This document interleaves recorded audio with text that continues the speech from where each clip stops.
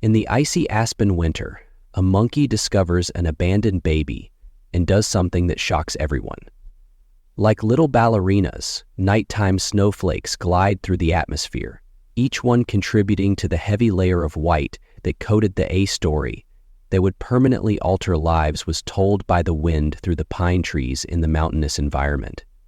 An unlikely hero arose from the shadows of this winter wonderland. Tio, a tiny monkey that had gotten away from an illegal exotic animal for a facility, shivered as he moved into the woodland, his black eyes glancing around with the fatigue of someone who had been there before. His black hair was loosed across his face, giving him a puzzled, young look. Years of abuse had taught him to be wary of trusting anybody or anything. Yet something called Junie on this specific night.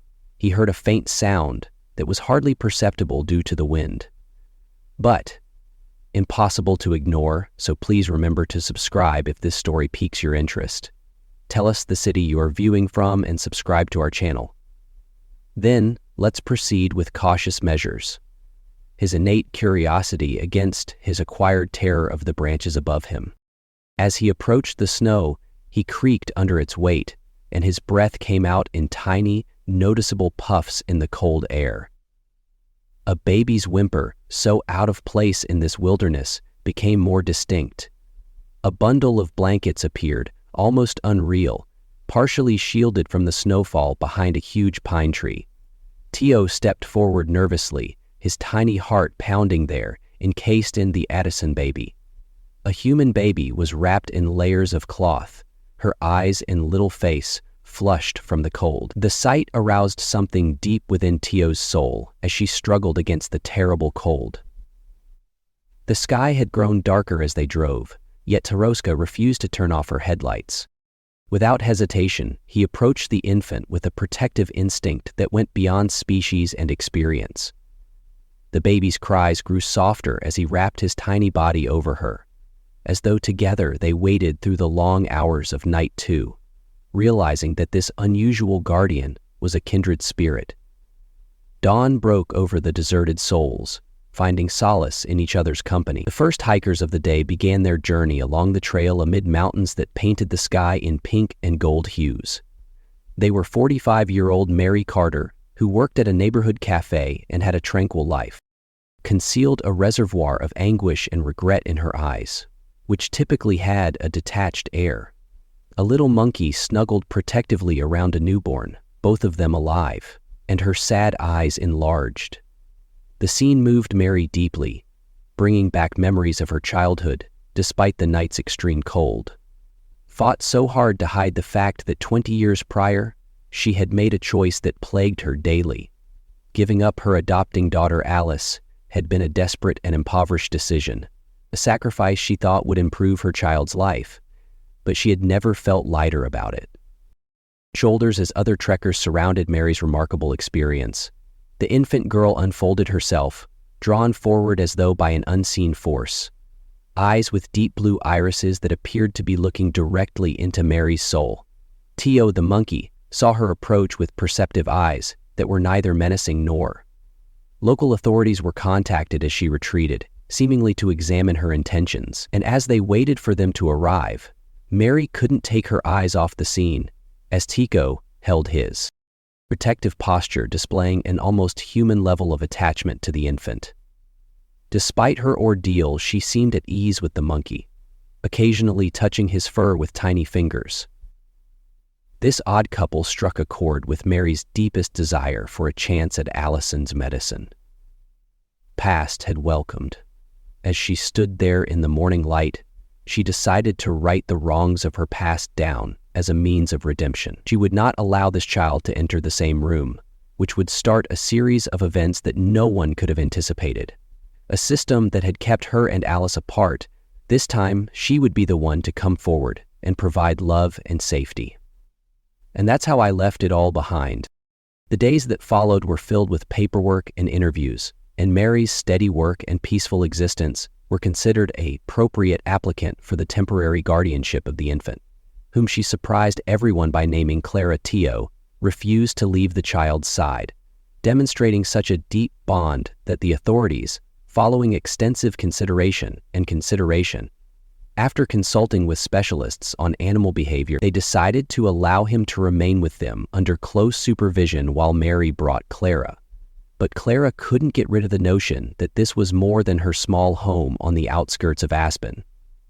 More than a coincidence, the way she looked after Clara, the attachment she had with the infant right away, it all appeared too ideal too. But behind this newfound happiness were doubts that requested explanations for why Tio, of all creatures, had abandoned Clara in the jungle, been the one to locate her, and why did Mary get the overpowering feeling that this narrative was about more than saw Clara sleeping soundly in her cot at night, with Tico sitting close by, while Mary would sit in her rocking chair, thinking about Alice, wondering where she was now and what kind of lady she was. She developed fresh questions that had plagued her for 20 years. Eagerness, as though Clara's presence had roused something that was irresistible. Mary was unaware that her choosing to adopt Clara and Tio would reveal a secret that had been meticulously concealed for years while she adapted to her new position as a mother. Odd things started happening to her, and she started receiving enigmatic phone calls that ended abruptly.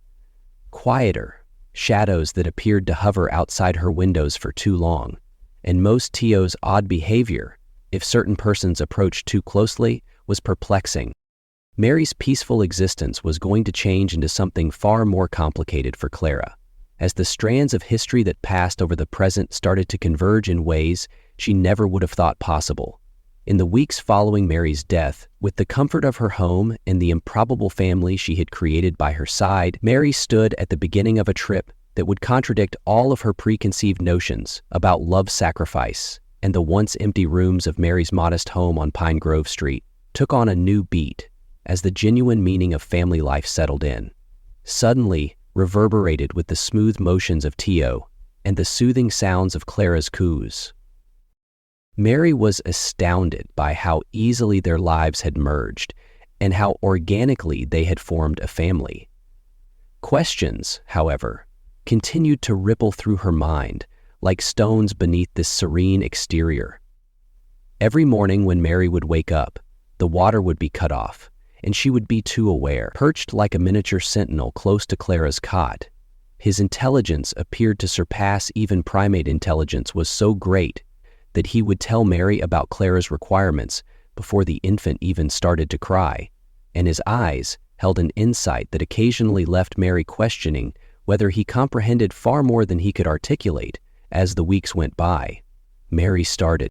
Tio would get upset whenever specific delivery vehicles passed, making it difficult to identify tiny trends in his behavior. Past the residence, especially a white vehicle with tinted windows that appeared more frequently during tactician exercises, he would put himself between Clara and any strangers who came close to his frail body during their strolls in the park. Tensing up when you see someone with a camera or in a black suit. One sharp Sarah Jenkins arrived unexpectedly as Mary was getting ready for her shift at the Mountain Brew Cafe. The social worker assigned to Clara's case showed up for an impromptu checkup. I'd been going over her behavior, and this time there was something odd about it, a nervous energy that made Mary uncomfortable. Sarah mentioned in Clara's file that her fingers were creating an uneven design on her leather portfolio. The blanket she was discovered in had discrepancies that had been revealed to be from a very rare brand that's only sold in upscale European boutiques, and Sarah hesitated at the placement. Her cautious word choice conveys the idea that she is a resourceful person who desired her to be located, but Mary's heart raced at that very spot. After saying this, she looked at Tio, who had gotten closer to Clara's play area. His dark eyes were staring at Sarah. Are you implying that? I'm implying that Clara's desertion may not have been an act of terror, but rather a thoughtful choice. We've gotten questions regarding her case from some odd sources who appear to be quite... Mary was curious about her whereabouts, and the revelation made her shiver since it reminded her of her own history. Choices made all those years ago to leave Alice at the adoption agency. Yet, this seemed more intricate and purposeful, and she recalled the white van.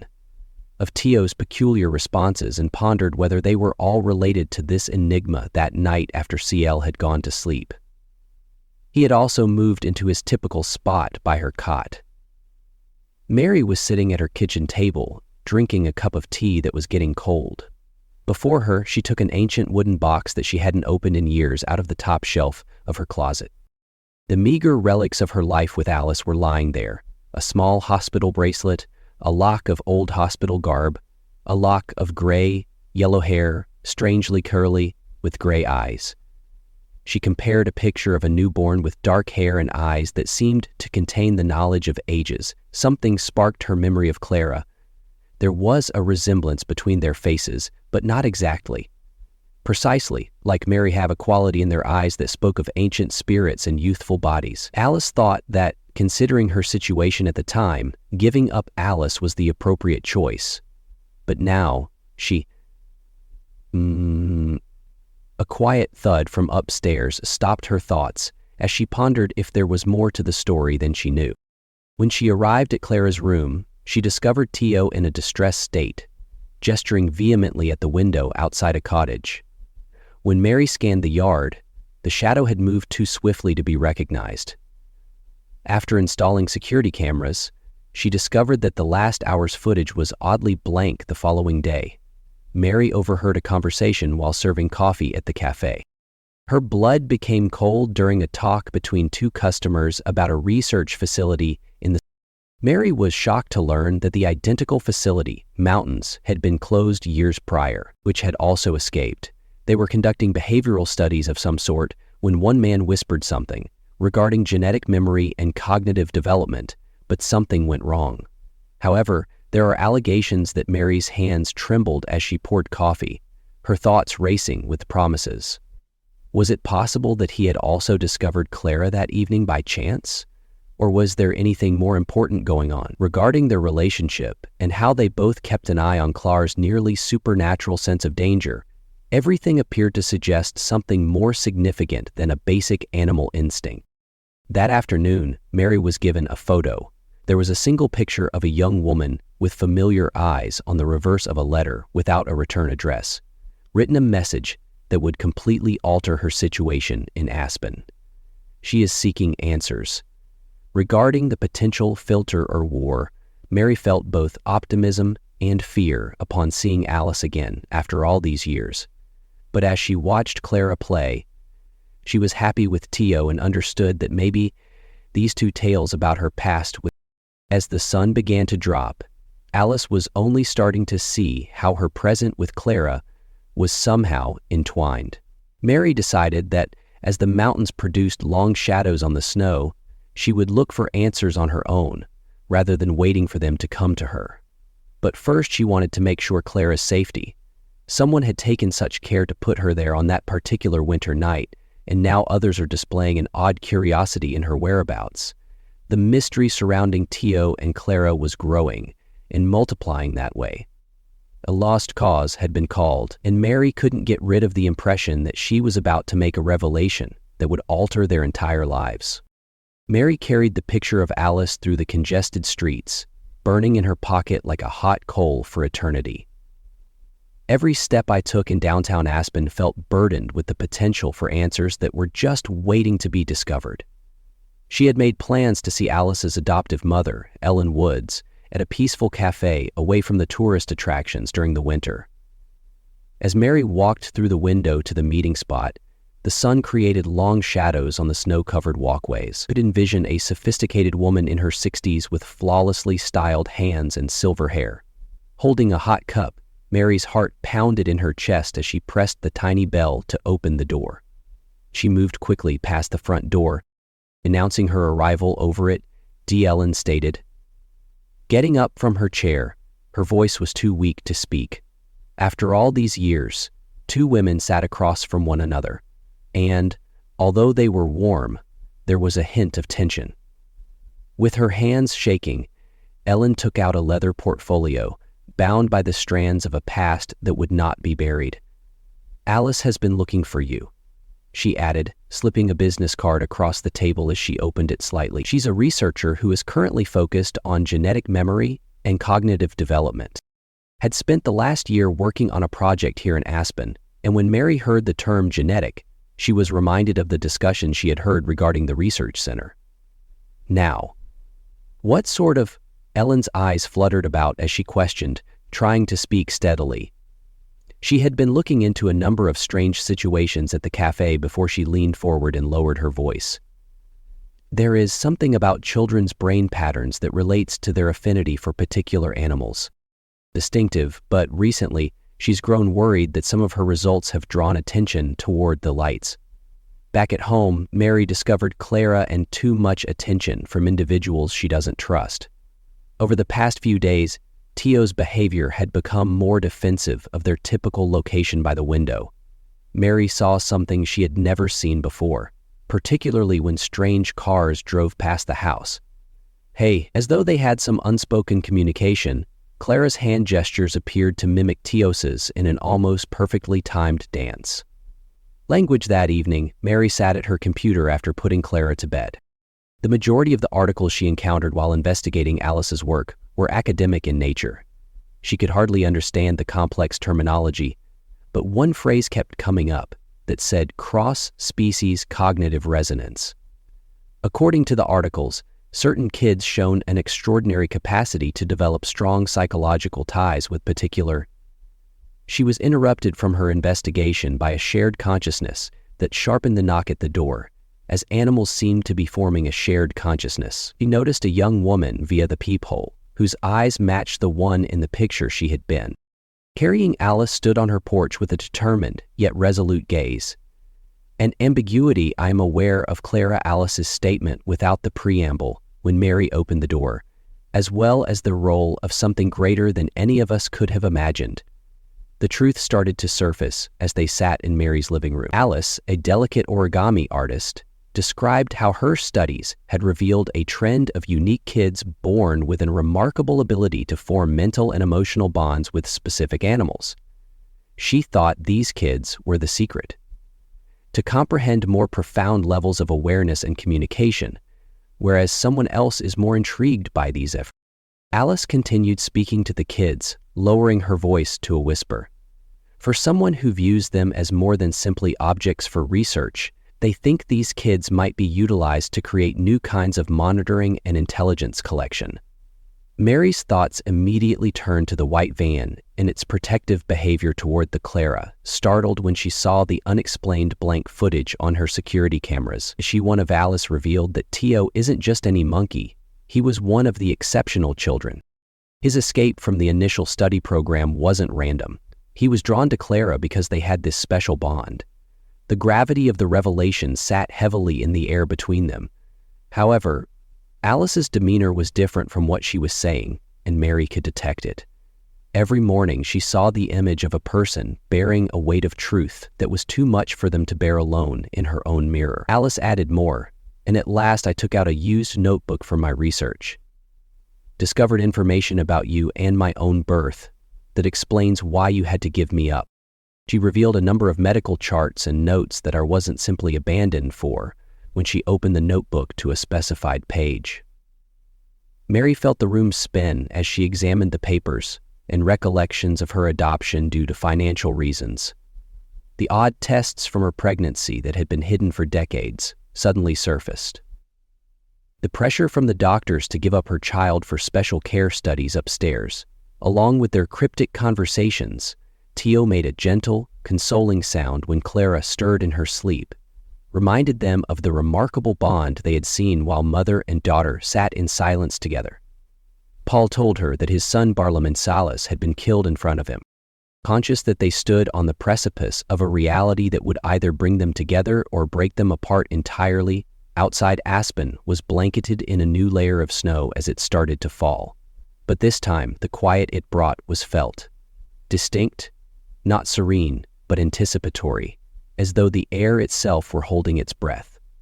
The morning following Alice's revelation, Mary was waiting for the next piece to fit into this complex puzzle, observed Tio, sitting intently close to every movement while Clara played with her bricks. The monkey would now anticipate Clara's requirements by moving blocks with each glance they shared. Prior to reaching for them, she performed a synchronized ballet of gestures, that appeared both normal and remarkable. After spending the night on the downstairs couch, Alice was now standing at the doorway of the room. Her eyes are observing every aspect of Clara and Tio's engagement in the playground. This is known as synchronistic. She gently described cognition, the demonstrated capacity to communicate ideas and feelings across species boundaries, it in a few instances around the world, but never to the extent that I'm witnessing here. Mary went to her daughter, who was still having trouble overcoming the 20-year distance between them. And you looked like this. Alice's hands trembled a little as she took out additional documents from her research bag, which I had, she acknowledged, having nightmares in which I was being watched over and protected. I called the foster home where I resided before to being adopted by the Woods had a cat named Shadow, who would. Before Mary could answer, I always thought she had a purpose when she would sit outside my window every night. Even during storms, too abruptly, his fur began to stand on end, and he walked to the window, making. Outside, the white van that had been showing up more frequently made gentle warning noises as it passed slowly. Alice muttered as she swiftly pulled back the drapes, its tinted windows concealing nothing of its inhabitants they are observing. Shut. They have been following my studies for months. So, if it's about such things as the great outdoors, it's still so far off of my radar.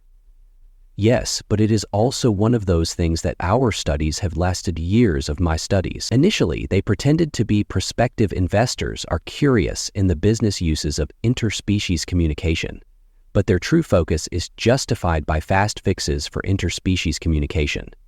In this video, the links between plant and living things and Mary feel cold seem to truly prove true, especially for someone who has blind and battled a liver. Shiver down her back as she recalled the enigmatic blank film on her security cameras from the adoption agency I worked with. Alice shook her head, indicating that it wasn't actually an adoption agency. For you was a front for a study in which they found pregnant women with synchronistic genetic markers. The ability to coerce these women, who were mostly single mothers facing challenging situations, to give up their children. She paused to meet Mary's gaze. For special adoption programs. And you were one of. Mary felt the weight of those mothers' knowledge descend upon her like a thick blanket. She had carried the shame of abandoning her kid for years, thinking it was her weakness and her choice. She now realized that she had been coerced into becoming a member of something far more intricate and vast than she had. A living alliance amidst the conflicts and warfare in her head. Never thought that they would all instantly freeze when they heard a knock on the door. Mary walked up to the door, closer to Clara, who had stopped playing and was observing the grown-ups with extraordinary vigor. Sarah Jenkins was standing on the other side, carefully inspecting the peephole. Miss Carter Sarah, a social worker, stated that Mary appeared to be more rigid than normal in her posture. We need to talk about certain things. She opened the door with a tone of authority that wasn't there before. Clara's placement is off. Would it be okay if I came in, Mary? Mary paused, aware of the stress emanating from the monkey's position. Clara's concerns that Sarah was more than a social worker were confirmed by his actions between her and the door. Alice had discreetly pushed Clara into the kitchen behind her, out of sight. Mary said, maintaining a calm tone, "This isn't a good time." Clara was depressed. Maybe we might arrange something for tomorrow since Sarah's professional smile didn't reach her eyes while she was napping. We've heard some alarming stories on the child's strange behavior patterns, so I'm afraid this can't wait. And the primate's ongoing presence. Well, everything you've witnessed raises some grave safety concerns. Having been verified and acknowledged, Mary noted that her protective instincts were growing.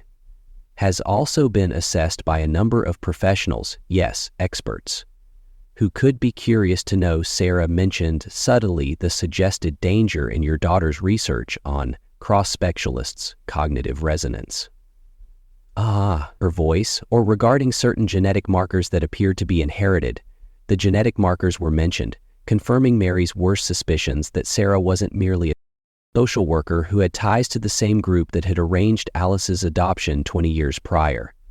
Everything was coming together, including Clara's enigmatic arrival in the forest and the white people's protective behavior. Clara had started humming a gentle melody while Van was watching her inside the house. Tio began swaying in a way Mary had never heard before, much to her surprise. Their movements matched the child's song in a way that was impossible to explain. And Sarah's eyes. Her professional demeanor cracked slightly when her eyes enlarged at the image, revealing a warning of great interest, a sign of the life of a lost child. Signals from her maternal instincts, Mary became aware that they were standing as the tension in the room increased.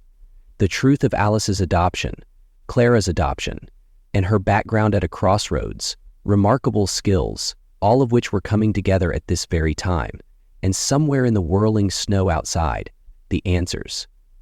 The threats were getting closer, threatening to tear their freshly built world apart, but they were still waiting to be discovered. A turning point in the family's history was Mary's refusal to let Sarah Jenkins inside the house. Phone calls grew more frequent and enigmatic in the days that followed the white van's visit, raised the number of silent callers who would end the call as soon as Mary answered.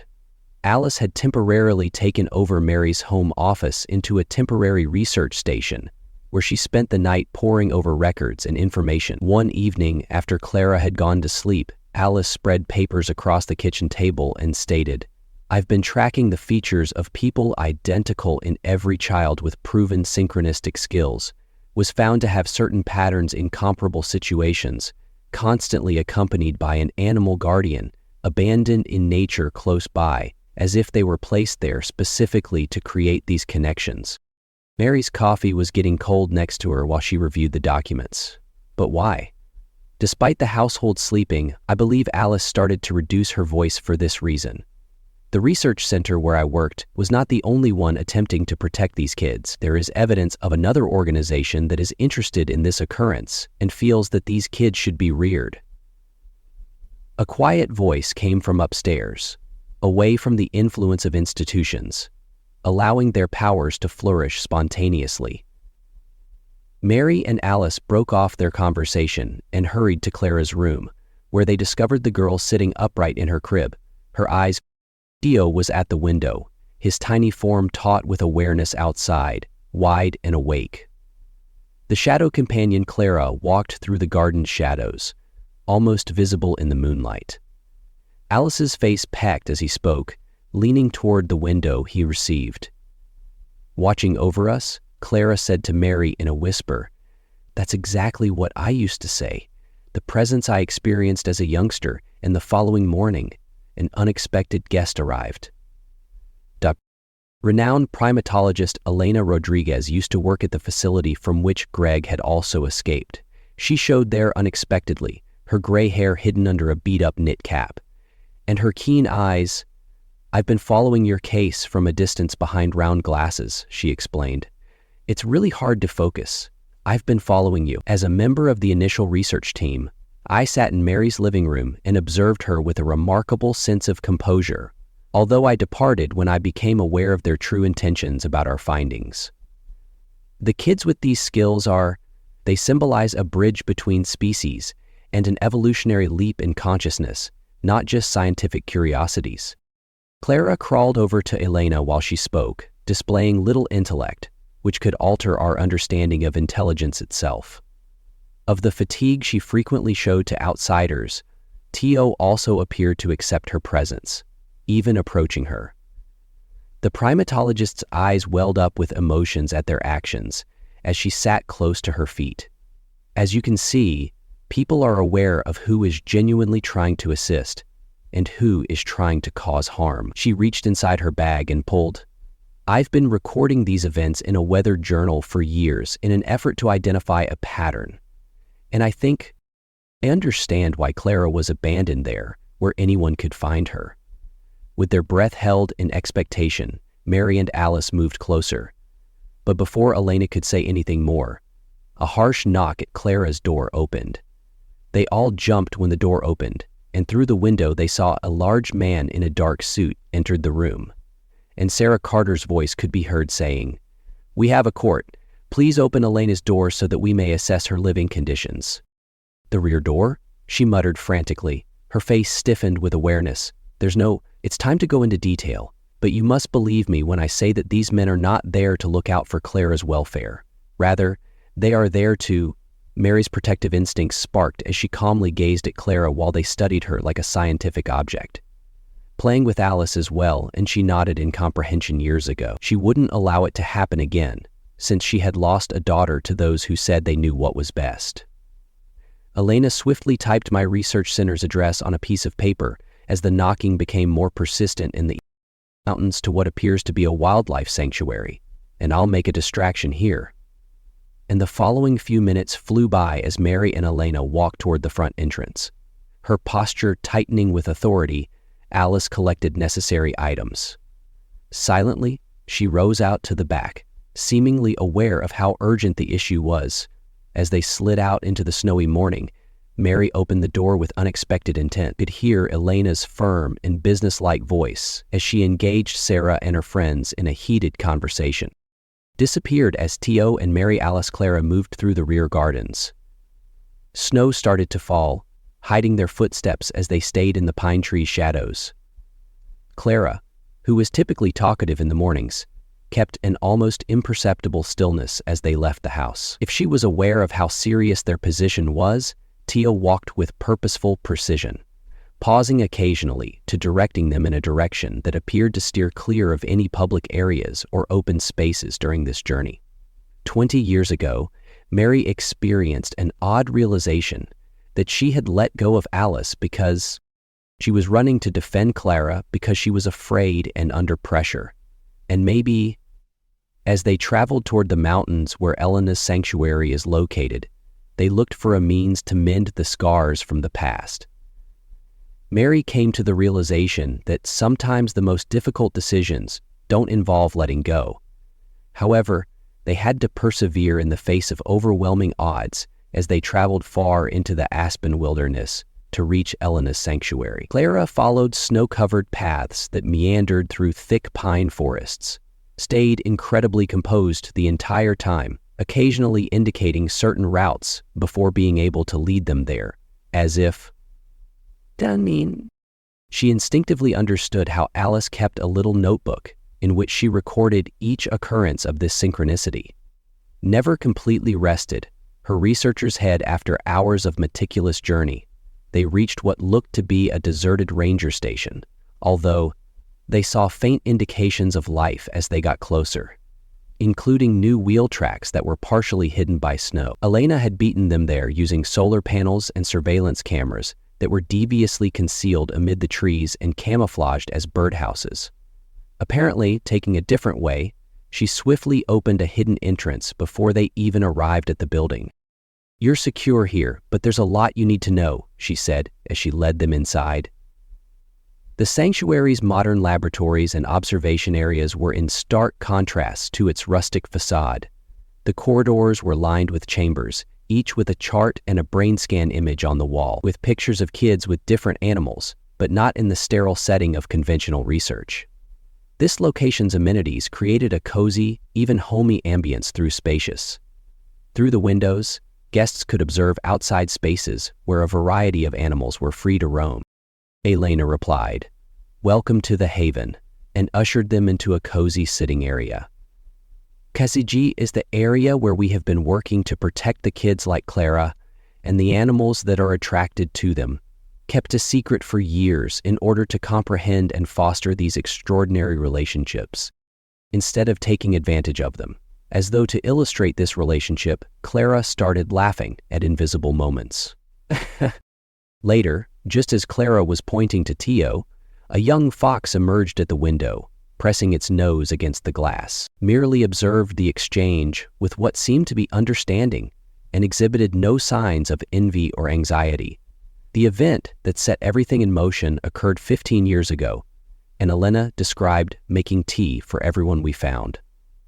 Excerpt from her July 25th book that certain kids had an extraordinary capacity to develop strong emotional connections with animals, while, furthermore, these kids have access to what is known as the universal consciousness, which is a common wavelength of Alice, the shadow companion, has feelings and ideas that cut over species boundaries. Muttered, recalling her early years, "Wasn't that what it was?" Elena nodded precisely, but when this consciousness began to take shape in our brains, some corporations are aware of the possible uses for this talent. Consider being able to access nature's ideal surveillance system. But when animals started serving as unintentional spies, things got perilous. And some of us broke. Mary observed, Clara playing with Tio while she was away establishing her sanctuary. She added joyfully, her movements were still precisely in sync, but why was she abandoned in the forest that evening? Lena's suspicion became grave, and we think her parents were researchers who made a crucial discovery regarding these skills. Something must have alerted them to our hideaway, and they attempted to bring Clara to us, but she hesitated. Choosing her words carefully, they ran into problems, and their final act was to leave her where Tico could find her. Resort, and the pair who abandoned her were discovered and silenced. Elena quietly concluded, "No, they're secure and alive, concealed in another realm. They found a sanctuary, but they can't risk getting in touch just yet." Alters our understanding of human mind and evolution. Alice had been taking notes in private, but she immediately took a keen interest in the study I was conducting on genetic markers for these. Skills are inherited. Isn't that why I experience things similarly to a kid? Which is why they intended to place some of Elena's infants up for adoption. Mary's eyes met the organizations, and they did identify pregnant ladies who had these. They would use genetic markers to influence events in order to obtain custody of the children they claimed to have adopted. Social services or institutions. But some of us rebelled and established an underground. Oh. A gentle beep cut off the talk as the network protected these families. Elena's countenance became urgent as she reviewed the tablet. "They've located you more quickly than I anticipated. Sarah Jenkins and her crew is on their way, but don't worry, we have procedures in place for this." She guided them through a set of locked doors leading to a room with screens showing monitoring equipment. Even though they could see the familiar white van and other approaching vehicles, Elena stayed composed and even smiled. She said, "Slightly watched," and pressed a button on her console outside as though it were on. Hundreds of creatures, including foxes, deer, birds, and even some apes. A living barrier was created by the bears, who were all moving with a clear purpose and positioning themselves along the entrance route. Clara clapped Elena as she explained that no car could pass safely. "We're not alone in this," Hands in delight she. "The animals comprehend more than we could have ever thought, and they're not merely passive."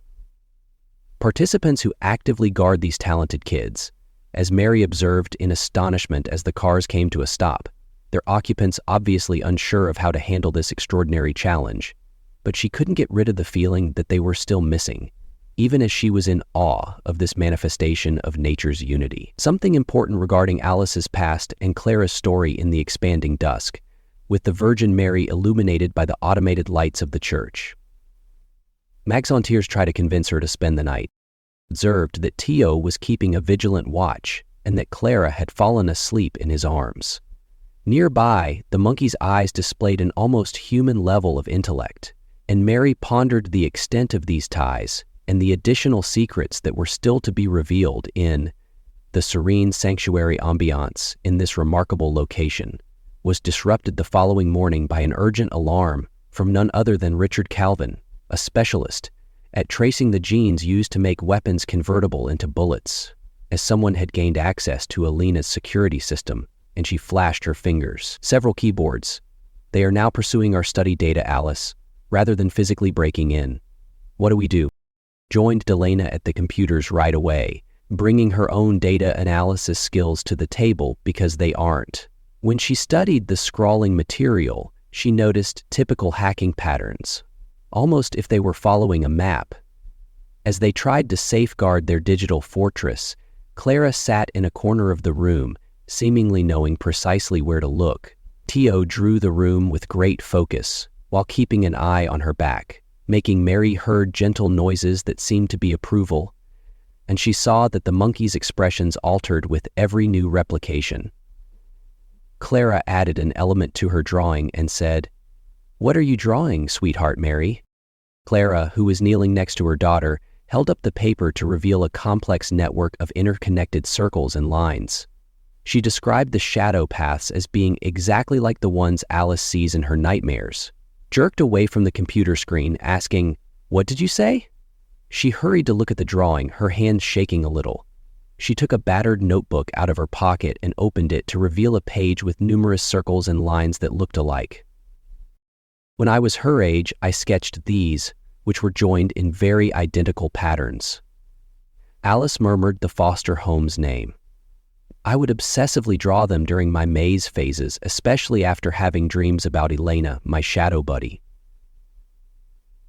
She walked away from her computer station to look at both sketches, her face going pale as she flicked between them. "Aren't mazes," she murmured softly, "because they use neural mapping patterns, particularly the distinct brainwave. We've seen patterns in kids who have synchronistic talents, but how could you both sketch them without ever?" Tio became furious and began to jump up and down when he saw the actual statistics before anyone could react. The young child nodded, pointing at Clara's artwork, as though she understood something the grown-ups were unable to. Claims it's a message that Clara interpreted, her voice sounding strangely grown up. Mary stared in awe as Clara started to add to her sketch, as the others, like us, tried to assist her. Using his own finger to trace, his tiny hand moved with deliberate precision in perfect time with her. Alice exclaimed abruptly, "I see invisible patterns in the air that match Clara's pencil." I bent down, and the next thing I knew, Clara was standing in front of me, smarting with passion. She turned a streak of blue on her pen. Researchers' mind-making connections. "Mom, did you ever encounter anything out of the ordinary during my pregnancy? Unusual animal encounters? Or weird dreams?" Mary's thoughts drifted back 20 years to memories she had long suppressed. During my last trimester, she quietly acknowledged that there was a wolf that would show up outside my window every night. I never occasionally felt scared of it, as if it were attempting to communicate with me. Alina's eyes widened as she understood that the markers are present in moms as well as children. Maybe latent until pregnancy momentarily awakens them, but a loud thunderclap made everyone jump. Snow had started to fall heavily outside, obscuring the sanctuary's border with a white veil. Dozens of animals emerged from the woodland as whirling snow forms moved them. Clara said calmly that they were returning, making a protective circle around the building, but the shadow seemed to forbid them from approaching, seemingly in reaction to her unsettling remarks. Mary felt a chill of recognition as a chorus of wolf howls reverberated around the valley. Elena hurried back to her computers and pulled up the exact sound she had heard throughout her pregnancy all those years before. "A second squad is approaching from the north, according to thermal imaging of the area, and they are attempting to flank us. Although the first crew keeps us occupied, something remarkable occurred as they observed the thermal feeds. The heat signatures of the approaching teams abruptly stopped, indicating obvious hesitancy in the presence of additional animal heat. Wolves, bears, mountain lions, and other signs emerged, all of them moving with unified purpose, more than only Tio Alice breathed while observing the events. After Clara completed her artwork, she realized that all of these animals belonged to the same network in consciousness, displayed it so that everyone could see how the pattern had changed into a more intricate network of linked lines. Something appeared to be pulsing with secret meaning. I carefully examined it before starting to make a number of intentional gestures. According to him, the others are prepared. Clara translated, they were just waiting for us to comprehend Mary's gaze. Supporting expertise in research. Daughters, one that she had misplaced and subsequently located, one that fate had bestowed, and felt fragments of a bigger picture starting to come together. The refuge, the creatures, the unusual skills. They were being pursued by dark groups, and they were all related in ways that only starting to understand the conclusion. The snow kept swirling outside the sanctuary as night fell like a protecting veil within. Encircled by both technology and the natural world, a tiny team of people and one unique monkey were on the verge of making a discovery that would question all of their preconceived notions about the consciousness connection and what family really means. Through the as morning light streamed through the observation windows of the sanctuary, the falling snow created an enchanting environment. Elena had spent the night studying Clara's sketches and Alice's early years through the white curtain. Mary watched them work, and their similarities are too exact to be a coincidence. Mary watched the somehow grow a larger outside as time passed and wished she had a telescope and shelter. Holding a coffee cup as Clara and she participated in what seemed to be a silent discussion at the window, "Observe this," Elena called, which spreads many. Every child with synchronistic ability has created similar drawings at some point, spread across a huge table. Alice nodded. We assumed they were merely sharing their experiences, but what if they were charting something? Eagerly displaying data on her laptop, finding patterns that correspond to known neurological pathways, not just human ones. As if to highlight their point, they are displaying junctions where animal and human consciousness converge. Outside, Clara started humming a gentle melody while birds gathered on adjacent branches, their songs in perfect harmony with her, and his melody also swung gently. Movement that was in sync with Clara's and the birds' movements. Mary recognized the language as she observed the exchange. Elena's eyes glowed with genuine consciousness, not merely sound or action. Comprehension, which is the reason certain corporations are so intrigued by the prospect of being able to access a network of species-spanning consciousness that can see with any eye or hear with any ear. But they're missing the point, as Alice passionately interrupted her speech to say that you can't control or force these connections. They are founded on trust and organic ties that develop a soft bed to form a barrier around the building. Their attention was caught by a buzzer from Elena's security system, and thermal imaging revealed that the perimeter squads had retreated. However, I knew that something else was coming. A single heat signature traveling deliberately through the snow. Elena remarked, looking at the video, that it's Dr. James Chen, who was one of minutes later. The original scholars who assisted in creating this sanctuary heard a series of knocks on the panel, and Elena clearly recognized a particular sequence at the sanctuary's main entryway. She hurriedly opened the door for a man in his 70s, coated in snow, with brilliant eyes behind wire-rimmed glasses. When I learned about Clara's drawings, he responded, shaking off snow as quickly as I could. I realized he needed to stop staring at Mary intently, and you have to. The pieces are now fitting together for Alice's mother. Dr. Chen took off his coat, displaying an aged leather satchel, from which he extracted a number of pictures and documents. 20 years ago, after thorough investigation, we found that children born with increased ability to be cross-species aware, but more than that, we discovered that this talent was passed down through generations in families, although it was frequently latent until it was triggered by, he resorted to Mary, under certain circumstances. And your pregnancy with Alice was one of the wolf that paid you a visit in the first instances we recorded wasn't random. Rather, it was attracted to the active genetic markers in both you and your unborn child. But Mary started an adoption agency that Dr. Chen penetrated and defeated those who sought to investigate and manage these skills. We were able to safeguard a few of the kids while assisting them in finding secure homes. Alice sat down with the Woods family, where their gifts might organically grow, processing this information thoroughly. So when I began looking into these, Dr. Chen acknowledged that you were unknowingly pursuing a course that was predetermined by your own DNA.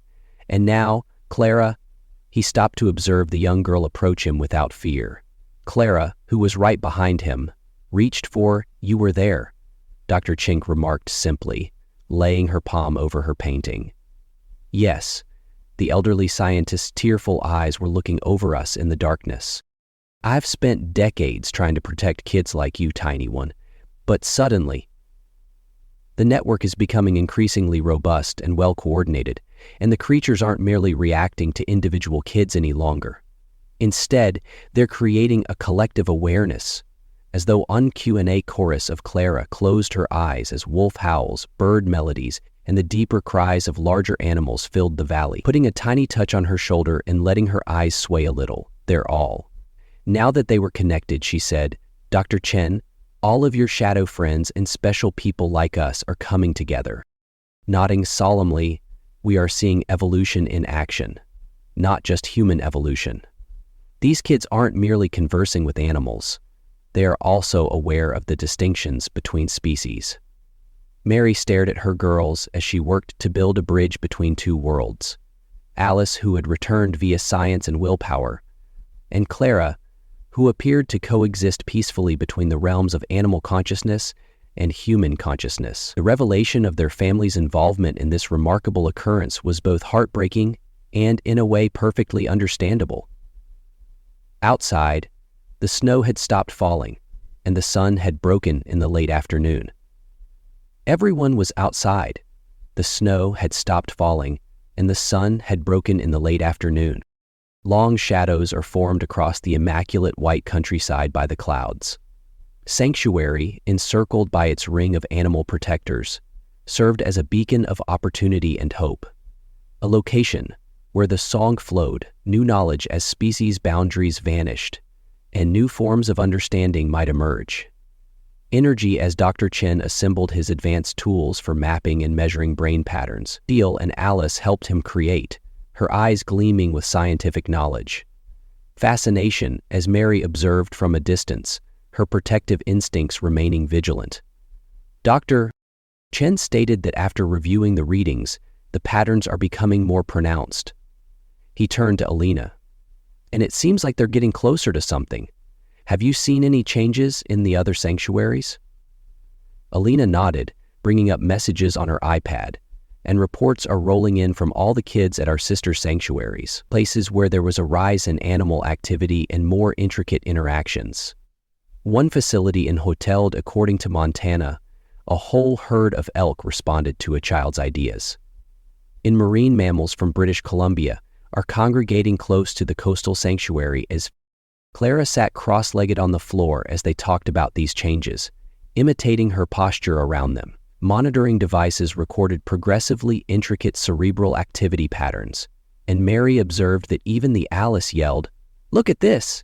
as the temperature of the room appeared to change in time with their coordinated breathing, indicating the brain patterns Clara is producing by pointing to her computer screen. They are nearly the same as the ones I documented for my study, but they are greatly exaggerated. It's as if she's using a frequency that transcends species boundaries. I'm talking about Catherine Hayes, the physical therapist, she explained. Chen leaned forward. The genetic markers we discovered years ago weren't included in the data analysis. Merely chance mutations, they were the initial indications of a significant evolutionary advance. A gentle tapping sound attracted their attention to a new method of communicating with the consciousness that envelops us. A big raven had landed on the windowsill, its perceptive eyes focused on the youngster. Clara grinned and extended her hand, and the bird cocked its head in sympathetic understanding. They're all in perfect sync with her movements, Clara exclaimed, her voice carrying other. The shadow companions, the animals, the exceptional kids, and the global quality. Mary experienced a chill as she created a new, stronger web than the one she had previously understood. She recalled her personal pregnant experiences, the wolf that had protected her, and the dreams she had disregarded as fantasy the entire time. She muttered, "It's real. We're all." Dr. Chen nodded seriously, indicating that these are tied to something bigger. There are people who view children's uniqueness and vulnerability as precious. They don't get that nature itself may be controlled by using it as a tool, that genuine connection must develop organically. It cannot be coerced or manipulated. Based on mutual respect and trust, Teo abruptly became vigilant, his gaze fixated. Through the window, they could see creatures coming out of the forest, not in defensive positions, on something outside. But in what seemed to be a purposeful gathering of bears, wolves, and deer. Clara stood at the window as lesser creatures gathered in a circle around the refuge. As though reacting to an announcement, she said that the web is finished. Unheard signal, All of the room's monitoring devices started recording previously unheard-of levels of activity. The screen's neuronal patterns became increasingly intricate, entwining in ways that defied Doctor. We theorized about the convergence while we watched the data pour into his equipment. Our highest fear was that some members of the world's most dangerous forces had been released into our world's prohibited equipment. What exactly is going on? Mary walked to stand behind Clara and put a protective hand on her shoulder. As Alice studied the readings and the specific linkages, she replied, her voice with awe. These kids are connecting with animals to create a network of interspecies shared consciousness. Nature itself seems to be awakening and becoming more conscious of itself. The animals that had gathered outside stayed motionless, their focus on the refuge inside. Clara closed her. When Tio's tiny hand was clutched in hers, the monitoring apparatus detected a hum, excitement, as something remarkable started to happen. Through the windows, they could see a slight heat waves rising from summer pavement caused the air to shimmer, yet it was as though the very fabric of reality was changing, becoming more pliable and open to the connections being placed on it. Hilda could see, and the way certain lights felt her made Clara whispered, her eyes still closed, made the shadow lines, but they're not only drawings, are now actual roads connecting everyone's hearts and minds. Can now see them, as though to validate what she said. The gathered animals started to move in unison, to produce patterns that complemented the drawings Clara had created, including the birds in the sky above, joined the dance, echoing the brain pathways seen on Dr. Chen's apparatus. Mary felt tears streaming down her face as she observed her daughter's stunning and impossibly beautiful performance. But freed from her natural paralysis, she saw David approaching. Bates' lost and found one was a part of something remarkable that, at this period of awakening, went beyond the bounds of typical human experience.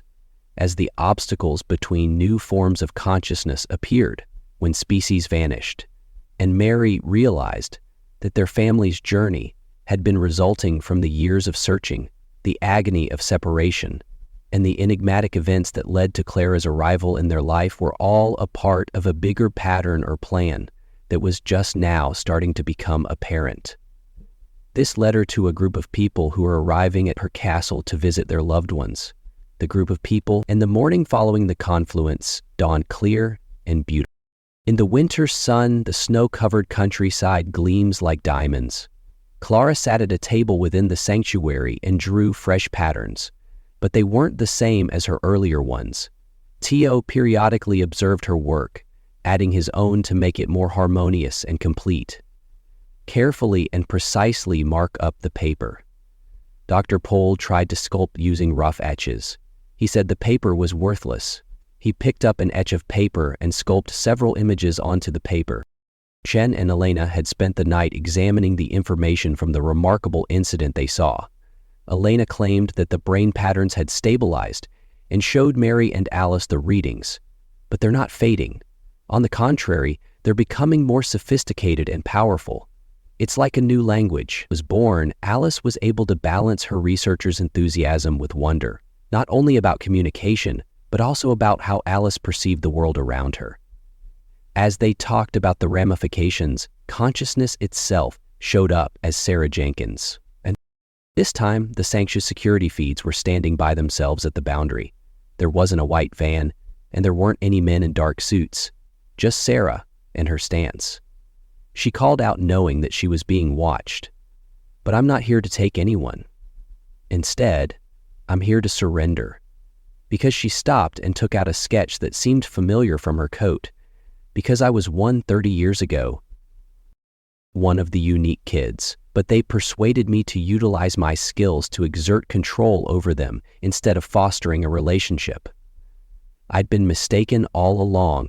After giving it some thought and speaking with Dr. Chen, they let Sarah in. Now that she was no longer afraid of her, Clara took Sarah's hand and guided her to the cooler area. Curiosity filled her as she opened a couple and saw the names on a wicker map, including Rose, Jack, and Dave. Curiosity let her think more quickly. When she got to the top of the stairs, she stopped.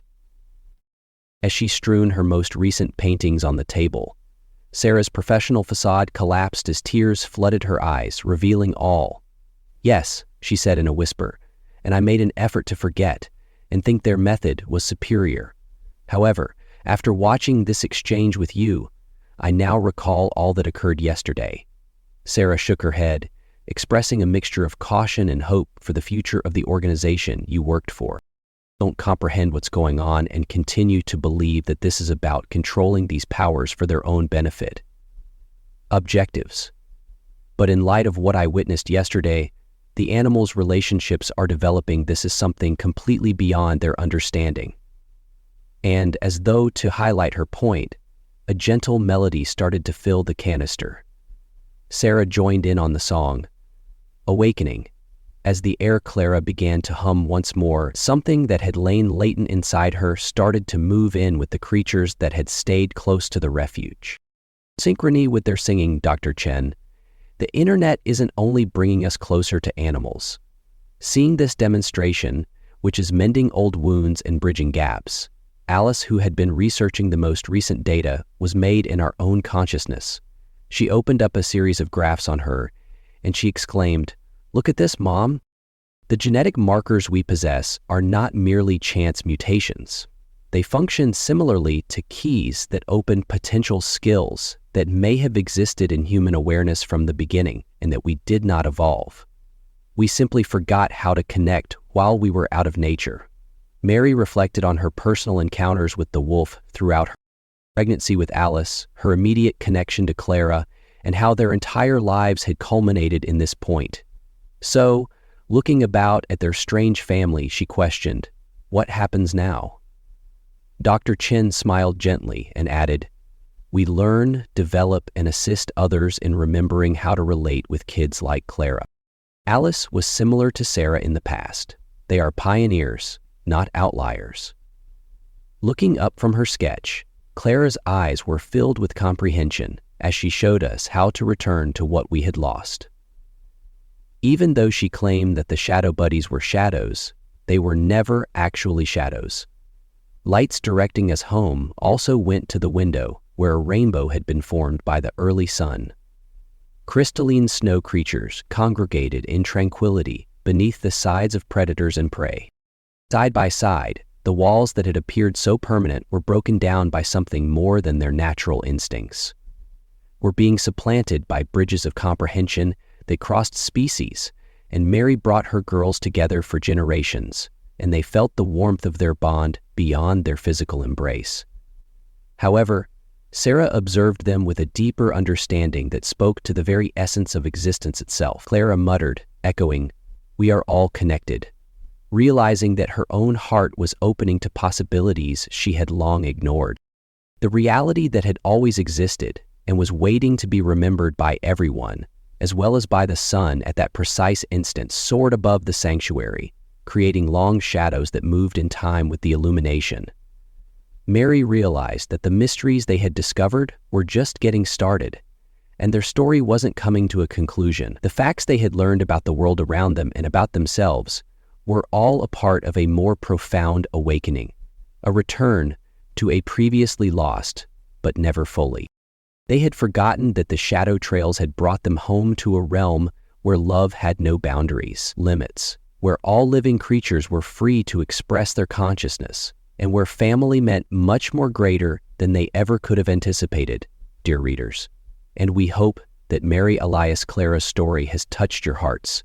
And in order to carry on this incredible voyage of discovery and connection, we have prepared a special podcast.